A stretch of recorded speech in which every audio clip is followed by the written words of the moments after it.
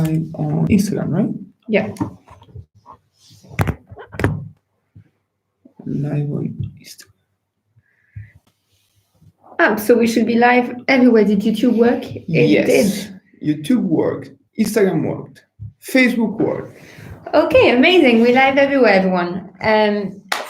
So it's been a while since we haven't done a live together because last time, so 2 weeks ago, we were traveling to Italy and France for a few meetings and the connection didn't work really well. So the live only took place in Instagram.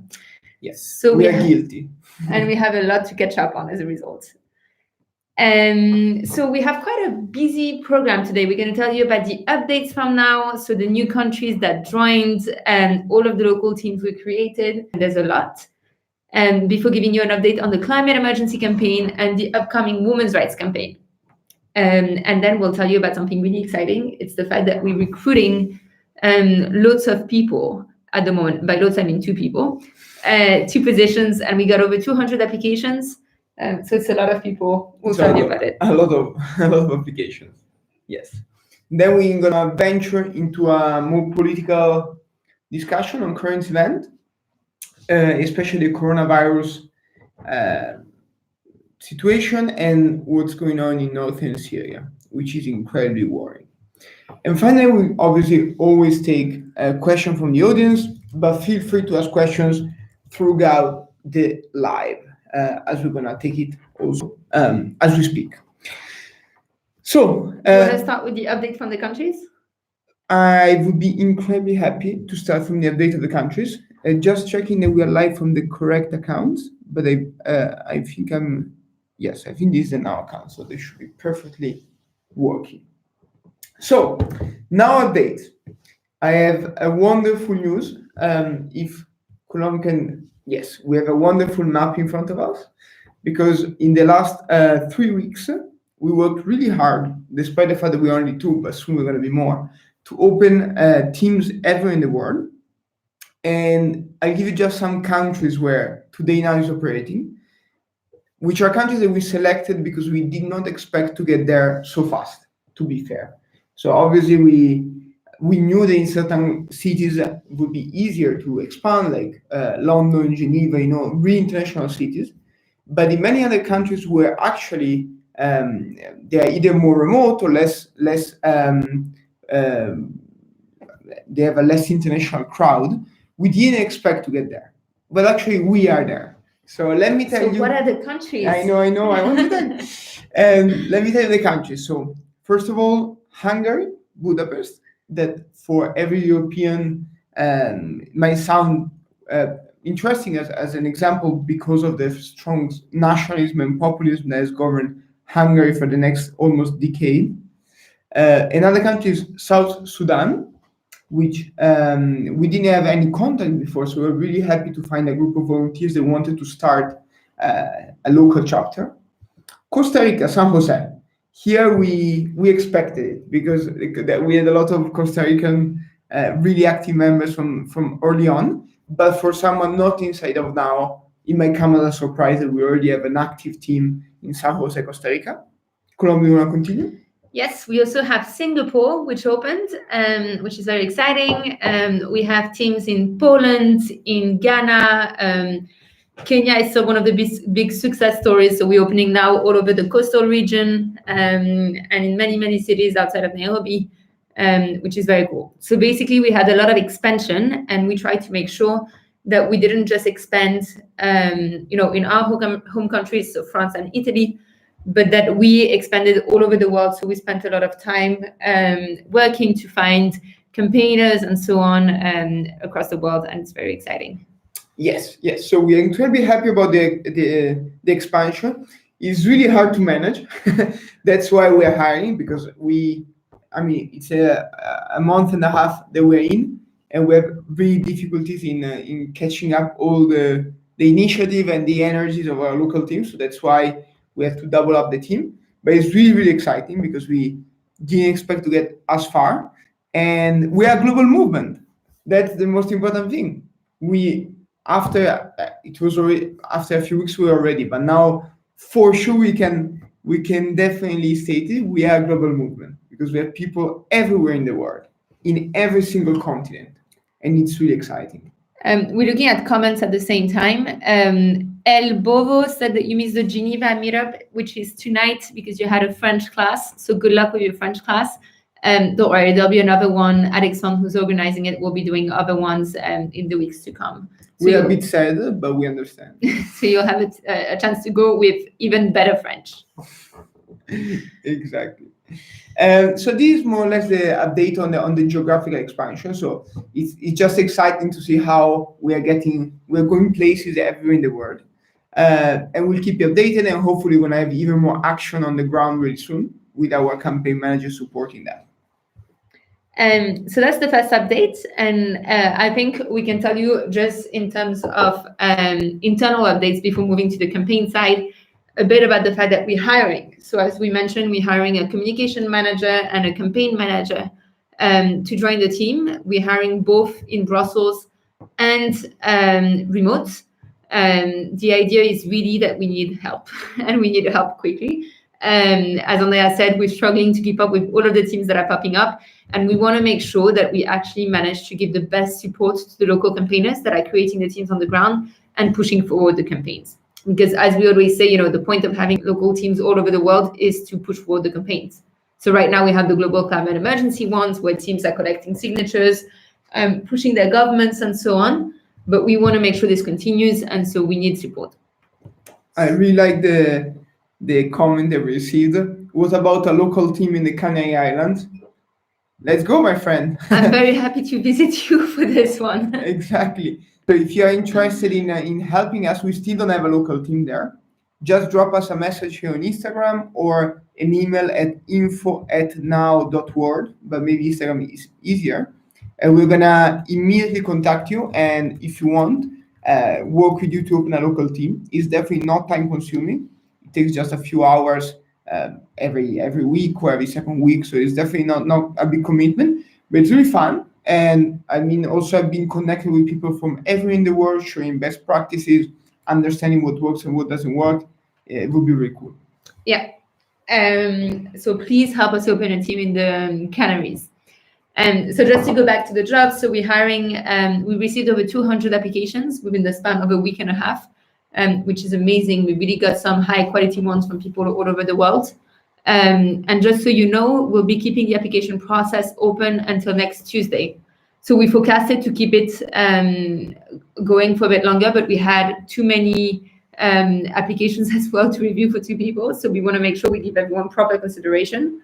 So if you are interested, please apply by next Tuesday. If you have questions about the jobs, we're happy to answer them in this live as well. Yes. So apply. And having said that, should we move to the update on the global climate emergency campaign? Yeah. So I can take that one. So the global climate emergency campaign was the first one we launched now back in January. It has been really successful, meaning that we received signatures and support from not every, but like more than 80 countries in the world. So more than half of the countries in the world. And this month we focused on email blasting the UN, the country that is chairing the UN Security Council, that is Belgium. I must say they did not react, which is really a bit upsetting because, I mean, Belgium has been in the past friendly towards climate requests, but we did not receive an answer. To be fair, they have an interim government. So the government has supposedly less power or legitimacy than a normal government. So it's also very hard for them to address complaints of an international scale like this one when it's interim. So it was forecasted. We still want to keep on pushing. So please keep on emailing the Prime Minister of Belgium, Sophie Wilmès, whose inbox is getting spammed by the thousands of emails she received from now. To do so, just go on the website, sign the petition, and an automatic email is sent to her. Exactly. You can use our website for that. And on the 1st of March, we're going to convert back our webpage to a traditional petition because we want to grow it even more, especially in certain countries where we still didn't collect a strong support. So we're going to go back to the petition style for our global climate emergency. So you're going to be able to share it again and ensure that many more people will support the cause. And more on the physical side of things, we are starting a wonderful series of events called United for the Planet, with uni in capital, because the original idea was the one of launching a series of university events across the world. It was an idea that came from our team in Nairobi that we dearly thank for that. And we're going to run it out. So probably by the mid-April, end of April, we're going to start holding events in a lot of universities across the world, with the idea of starting a path basically of information, training, and activation of people, of young activists, to basically create a lot of young volunteers interested in pushing for climate change, for changing climate. But they won't be necessarily part of now, obviously we hope so, but the idea is more on creating and making sure that people become active on this topic, because it's really, really urgent. And so we're going to launch a series of events. The first one will be end of April, then probably May, June, and so on, with the idea of really bringing people forward from the beginning to the end. So if you are a university student, if you're in a university, if you are interested in this kind of initiative, get in touch. We're going to also do it in high schools, wherever we can, but we have less high school students, so that's why we are starting from universities. Yeah, and it's worth mentioning that the idea came, as always, from the Kenyan team, who already is collaborating with universities, with like 6 universities in Nairobi, and secured like a room for 1,000 people to join this dialogue. And so we decided to make it global because we're global, so why not?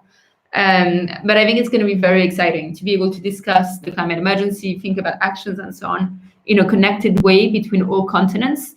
It's really going to be great. So if you're interested, please drop us an email, and we'll loop you in. United for the Planet, pretty cool name, huh? So we want you in. And I think that's all on the global climate emergency side. I mean, it's a straightforward campaign. We have spoke a lot about it. So the only thing that we can do is to push forward. Maybe Colombe. Yeah, just one more thing. Something we haven't mentioned is the great work that the teams are doing on the ground. So, for example, because Belgium holds the UN Security Council presidency this month, Anita, who's the local campaigner in Brussels, has been collecting signatures in the rain because the weather has been pretty bad lately. And in Brussels, every single week to translate this into emails to the Prime Minister. So the teams have really been going above and beyond to send those emails. So make sure you do your part by actually going online and signing it. Yes. Let's jump on the second campaign. Colombe, do you want to lead us through? So we talked about it in the past, but on March 8th for International Women's Day, we are launching a women's rights campaign, and it's going to be amazing.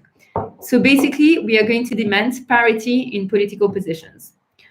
This means that we want to have in parliaments, in ministries, and so on, 50% of women, for the simple reason that women make up for 50% of the world, but are completely underrepresented in all governmental positions. And this has many, many bad consequences. One of them is the fact that women's rights are not dealt with in a systematic manner. If you don't have people that are representing you, the elected people are not going to know what issues you face and so on. So we want to make sure that more women leads to more women's rights, less inequalities and so on, but not only. So numerous studies, including by the World Bank, the IMF and so on, have shown that when you have more women and when you achieve parity in government, it leads to a growth in GDP, better governments, less corruption, and it's basically a virtuous circle. So this is what we are going to do. We're going to call for parity. The way we're going to do it is, I'm sorry, I'm dying, is through 3 main pillars. One, we are launching a pledge with politicians from all over the world that are signing it, and we already have some pretty amazing names, honestly, explaining that during their mandate, they're going to try to pass laws to achieve parity. So they directly and concretely explain that they're going to do it, and we can then leverage this broad coalition of politicians to achieve parity. we keep on looking for people. For now, we have people from all continents. And I promise it's some really cool names. I can't wait to release it. And then on that, do you want to tell us about the other pillars, the social media and the petition? Absolutely. I mean, we're gonna also launch a really cool social media campaign under another interesting slogan that I won't share yet. We're basically going to ask many people to take a video also saying why they believe that parity in political representation is important, and then there are going to be some little funny tools to add to it, like filters and so on. So that's going to be on the social media side, and then we're going to have a petition. So given that still now one of the strongest and easiest way to affect change is for people to basically put their name behind a cause, we are launching another online petition asking all the parliaments, obviously the relevant parliaments where people come from, to consider to take a stricter or like more powerful measures to ensure gender parity in political representation, because so far, aside from Rwanda and a couple of other countries in the world, there is no gender parity at all. So that's what we're going to do, is a three ways push. We'll see which one is the most effective. We'll put a lot of effort in this campaign, even if we're only a few people and a few volunteers. So let's do our best. And Colombe, and yeah, just to mention, this campaign is not just going to be like a Women's Day type of a campaign. You know, it's going to go on for at least a year. We want to make sure that it has impact. We want to make sure that we push for parity. So we're launching on the International Women's Day. We know it's not the day where we will get the most attention because everyone is doing that as well. But it's a strong day to push it forward. And we'll keep on pushing it forward throughout the year at least. And we'll make sure that, you know, this keeps on going. We'll do events on the ground. We'll train people. We're also partnering with local organizations across the world who are helping women run. So I'll just tell you quickly about one in Puerto Rico. So it's one which is called Proyecto 85. I'm not going to try to do it in Spanish because it's terrible. Yeah, which is why I'm not going to try to do it in Spanish. That basically empowers and train women to run for office. It's 85 because it's half of the National Assembly, and they want to make sure that there's half of the National Assembly that is women. So we're going to work with them in Puerto Rico to make this happen and to push that as well into legislation, because, you know, empowerment and laws are the two sides of the same coin. But so it promises to be a very, very interesting campaign. Yes. So we're going to do all of this. And again, if you're interested in the topic, join us, drop us an email. We are building up, and we're going to, the campaign will last for 1 full year. It's not going to be only on the 8th of March. So there's plenty of ways to get involved. Next. So we already discussed about the recruiting. Maybe just a reminder for those that join now. We are looking for a campaign and communication manager for the full-time team of now. It's a fixed-term contract with the possibility of extending. So we were really interested in having you joining us. I just want to point out Claudio's funny joke on Instagram. So Claudio asked if a way to get the Belgian government to respond to the global climate emergency campaign would be to distribute free fries in exchange, because we're in Belgium. I just want to point out that I proposed this idea on the many different angles, the fries idea, to the team. No one has followed me on it. No one has followed me on it. I agree with Claudio that geniuses are misunderstood often. However, apart from this campaign where I'm dreaming to do something with fries, if you have disruptive ideas or, you know, a bit more creative ideas on how to get them through, please send them to us. We're always looking for new ways to get laws passed. So yeah, just contact us. Wonderful. Then we got a few questions on Instagram ahead of the call, mainly on coronavirus and Syria. I think, you know, the coronavirus one was mainly aimed towards Andrea because he's from Milan, and in his regions, many cities have been isolated, quarantines. So maybe you can give us a quick update on this. Yeah, I mean, I'm not living in Italy right now, so I just hear what's happening and what people say, and basically, obviously, all the measures to try to counter the spread of the virus are needed and welcome. But what many people are saying is that because of this really strong reaction, that for some people is an overreaction, the economic impact of these measures are being really heavy, and will be really heavy on countries.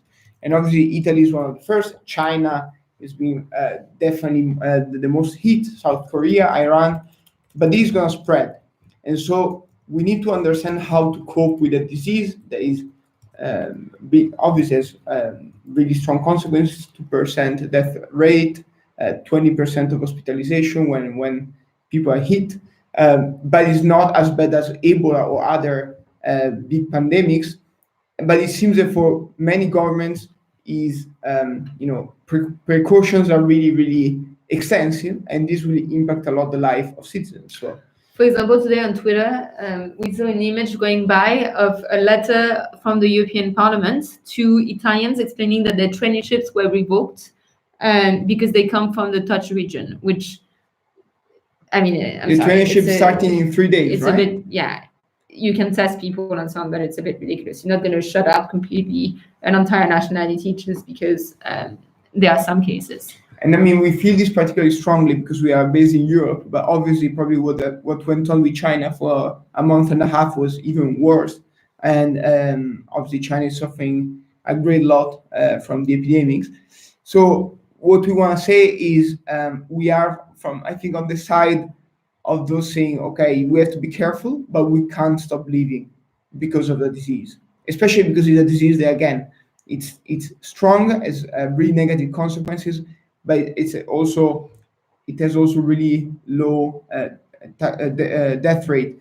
Actually, yesterday I was reading that Ebola so the death rate of coronavirus is 2%, Ebola is 90%.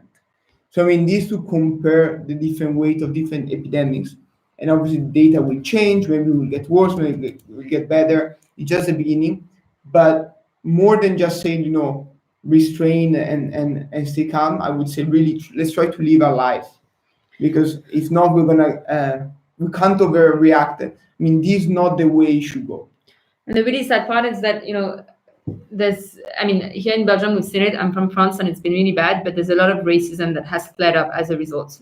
So just under my house in Belgium, there's a Japanese restaurant and I was having dinner there. And the owner was explaining to me, I know her a bit, we talk when I go, and the owner was explaining that it's really bad because people don't want to come in the restaurant anymore, and they haven't wanted to for weeks because she looks Asian, as she said, and as a result, they think she has coronavirus, or her food does. So business is going bad, but worse than this, that she doesn't anymore. Because if she sneezes, it's like people want to beat her up. A lot of racism that has been, for example, in France, some of the media have covered it in a horrible manner, that has really flared up, which is completely, of course, unfounded, and is impacting drastically certain minorities. Yes. And to put it back in perspective, and I think it's a transition because we've been asked about what happens in northern Syria, and we don't talk nearly as much in the conversations about what happens in northern Syria. And again, recently more than 10 schools were hit in Idlib and Aleppo in Syria, schools where children go. Most likely in Idlib, at least by the government, although it hasn't been confirmed yet. And hospitals have been bombed for the last few days. And people have been displaced by the millions over the course of the last few years. So I think that's also the type of real emergencies we should be focusing on. Obviously now it's very young and has no power over any of this, nor the infrastructure. But we want to make sure that for the communication and so on, we also point out the real emergencies that are happening all over the world and have been happening for many years. And are often not addressed enough in traditional media or social media pages and so on. Yeah, I think it's completely incomparable. The amount of attention that's been given to something like coronavirus, which again is bad, but is yet not terrible, and something like an ongoing bloodbath like with the one we're witnessing in northern Syria, and one that can become way worse, and which is not only an inner fight in a country, but where a nuclear power like Russia is backing one side and a NATO member as Turkey is backing the other one. So we are really in front of an incredibly tense, dangerous situation that is also creating a massive. I mean, I can't even describe the sufferings of the Syrian people in this life, but I hope that we all know what's going on there. And simply there is no interest. And this really enraged me because, I mean, half of my country has been shut down because of 11 deaths from a really strong flu, which obviously is sad and it shouldn't happen. But 2 hours flight from the same country, there are millions of people that are risking their lives. And already hundreds of thousands have been injured, displaced, or killed. Tortured. Tortured. And on top of this, we closed our borders many years ago, don't accept migrants or refugees, let them die at sea instead of rescuing people that are dying in the Mediterranean. But we do have the resources to put in place blockages for a virus and not to help dying people in the sea. And again, those are not mutually exclusive and should not be, and they're not linked. We're just trying to show as well some of the issues with what we're paying attention to often and what we decided, also because it's very hard to deal with, to ignore, like what happens in northern Syria. Yes. So that was just to summarize a bit our position and what we believe is truly important to do, especially the role of a global movement, the one that actually bring into the surface the real important topic and not just follow the flow, even if it would be easier, and just to get more likes on our post, but it's not what we want to do at all. So that was to explain that we actually care about what's going on in northern Syria. We don't have the forces to do so, but we are closely following the situation. Having said that, I think we covered everything in our life that we wanted to cover. We also took a few questions from before, especially the one from the Canary Island. Do you have on any other question for us? We're checking, we are monitoring all social media. I need to move our. No, here there's not. Here there is nothing. Perfect. So we addressed the 3 that we received. And here as well. Perfect. So I think we are covered. We addressed all the questions that we received. Really cool. Really professional. And having said that, we would love to have all of you involved more and more now. Send us feedback. Let us know what you like, what you don't like about this live.